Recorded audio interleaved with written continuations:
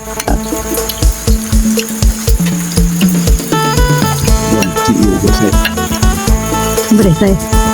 ให้ได้พี่น้องกินข้าวแรงนำกันได้ต้มยำปลาหมึกลูกชิ้นต้มยำปลาหมึกลูกชิ้นผู้เดียวได้กินผู้เดียวมีบ่กินตากินคนเดียวร้านก็บ่กิน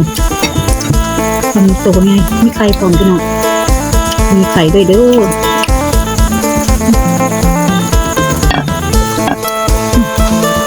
พี่น้องหนวดหมึกไง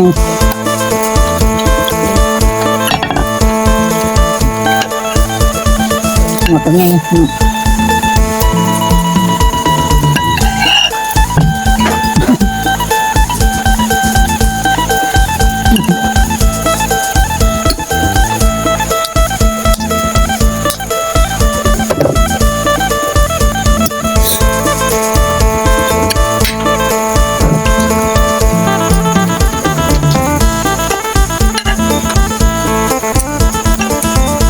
ใส่พริกหลายเพราะว่าเป็นกินเผ็ดบ่ได้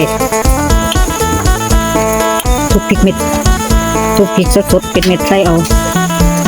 กรอบปะทำให้กรอบดีปะ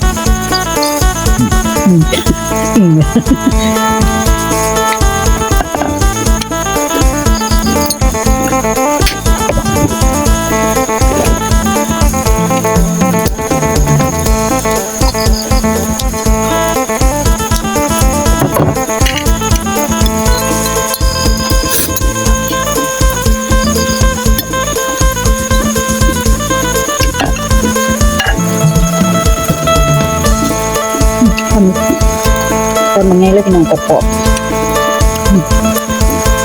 ทำทุกคำกันเนาะ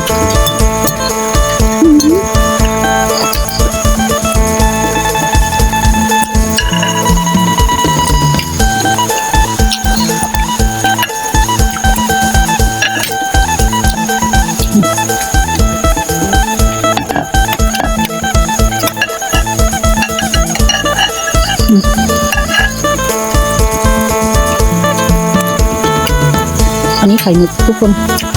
อันนี้เป็นไข่ปลาหมึก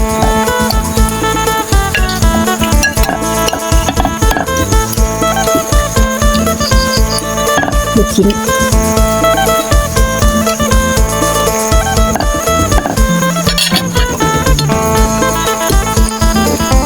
ตอนไงตาได้ตัดออกนี่เขาเลยตัดออกเอา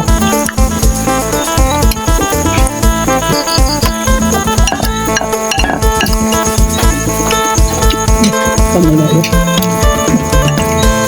ต้มไข่อิ่มแล้วบ่อิ่มแล้วอันนี้พี่น้องเล็กอันใดตายอิ่มแล้ว